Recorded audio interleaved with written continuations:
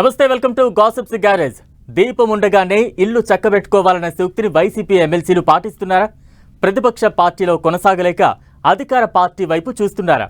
మంత్రి లోకేష్తో శాసనమండలి vice chairperson Zakia Khanam భేటీ దేనికి సంకేతం? గతంలో మంత్రి ఫరూక్ను కలిసిన జకియా ఖానం టీడీపీకి దగ్గరవుతున్నారా అనే అనుమానాలకు బీజం వేశారు.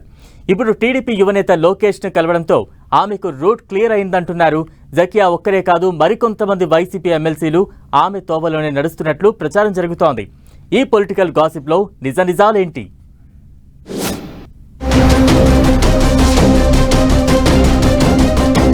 శాసన మండలిలో వైసీపీకి షాక్ తగిలే పరిస్థితులు కనిపిస్తున్నాయి. అసెంబ్లీలో ప్రతిపక్ష హోదా కూడా దక్కించుకోలేని వైసీపీ శాసన మండలి ద్వారా ప్రభుత్వంపై పోరాటానికి ప్రణాళికలు రచిస్తోంది. ఇదే సమయంలో ఆ పార్టీకి చెందిన పలువురు ఎమ్మెల్సీలు అధికార పార్టీకి దగ్గరవుతున్నట్లు ప్రచారం జరుగుతోంది. శాసన మండలి వైస్ చైర్మన్ జకియా ఖానం 2 రోజుల కిందట మంత్రి నారా లోకేష్ ను కలవడంతో ఈ ప్రచారం మరింత ఊపందుకుంది.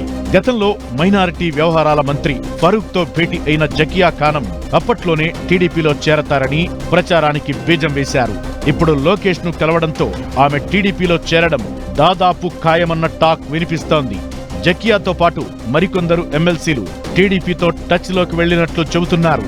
అయితే ఎమ్మెల్సీలను పార్టీలోకి తీసుకునే విషయంలో సీఎం చంద్రబాబు ఏ నిర్ణయం తీసుకోలేదని చెబుతున్నారు.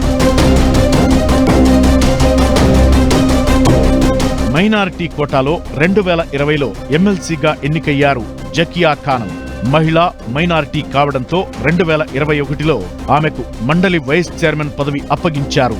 గత అసెంబ్లీ ఎన్నికల వరకు వైసీపీతో మంచి సంబంధాలే నెరిపిన జకియా ఖానం ఎన్నికల్లో వైసీపీ ఓటమి తరువాత మనసు మార్చుకున్నట్లు కనిపిస్తున్నారు. నెల రోజుల వ్యవధిలోనే 2 మంత్రులను కలవడంతో పాటు వైసీపీ బహిష్కరించిన శాసన మండలి సమావేశాలకు సైతం హాజరయ్యారు. దీంతో జకియా ఖానం పొలిటికల్ జర్నీపై అంతా ఫోకస్ చేస్తున్నారు. వైసీపీకి చెందిన రాయచోటి మాజీ ఎమ్మెల్యే శ్రీకాంత్ రెడ్డితో జకియా ఖానంకు విభేదాలు ఉన్నట్లు చెబుతున్నారు. శ్రీకాంత్ రెడ్డి ఆధిపత్యం వల్ల తాను నియోజకవర్గంలో నామమాత్రంగా మిగిలిపోయినట్లు ఆవేదన వ్యక్తం చేస్తున్నారట జకియా ఖానం. పార్టీ మారేందుకు మాజీ ఎమ్మెల్యే శ్రీకాంత్ రెడ్డి వ్యవహార శైలే ప్రధాన కారణంగా ఆరోపిస్తున్నారు. మండలి వైస్ చైర్పర్సన్ జకియాతో పాటు మరికొంతమంది ఎమ్మెల్సీలు టీడీపీతో టచ్ లో ఉన్నట్లు చెబుతున్నారు. ఉపాధ్యాయ ఎమ్మెల్సీలుగా ఎన్నికైన 2తో పాటు రాయలసీమకే చెందిన మైనారిటీ నేతలు కూడా టీడీపీలో చేరేందుకు ఉత్సాహం చూపుతున్నట్లు అమరావతిలో టాక్ వినిపిస్తోంది. అయితే టీడీపీ నుంచి ఇంతవరకు ఎవరికీ గ్రీన్ సిగ్నల్ రాలేదని అంటున్నారు. కానీ మండలిలో వైసీపీకి మెజారిటీ ఉండటంతో ఆ పార్టీ నుంచి ఎమ్మెల్సీలను చేర్చుకోవాలనే ప్రతిపాదన టీడీపీ అధిష్టానం పరిశీలనలో ఉందంటున్నారు.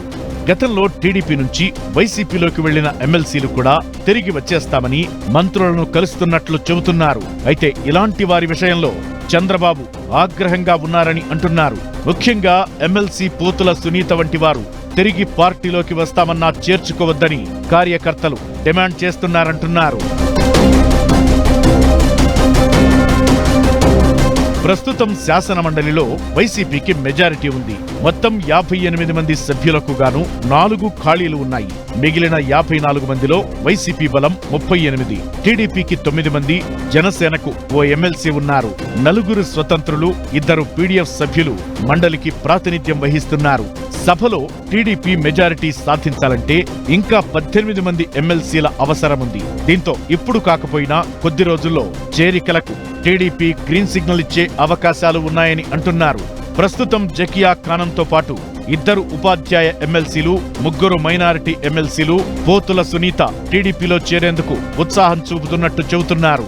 అదేవిధంగా శాసన మండలి పక్ష నేతగా తనను ఎంపిక చేయనందుకు సీనియర్ నేత ఉమ్మారెడ్డి వెంకటేశ్వర్లు సైతం అసంతృప్తిగా ఉన్నట్లు ప్రచారం జరుగుతోంది. ఇప్పటికే ఉమ్మారెడ్డి అల్లుడు మాజీ ఎమ్మెల్యే కిలారి రోశయ్య వైసీపీకి రాజీనామా చేశారు. దీంతో ఉమ్మారెడ్డి వైసీపీలో కొనసాగడంపై చర్చ జరుగుతోంది. జనసేన నేతలతో ఉమ్మారెడ్డి కుటుంబం టచ్ లో ఉందనే ప్రచారం రాజకీయంగా హీట్ పుట్టిస్తోంది. ఇలా జకియా ఖానం తోవలో చాలా మంది ఎమ్మెల్సీలు జంపింగ్ కు సిద్ధంగా ఉన్నారనే టాక్ ఏపీలో రాజకీయాన్ని రంజుగా మార్చేస్తోంది.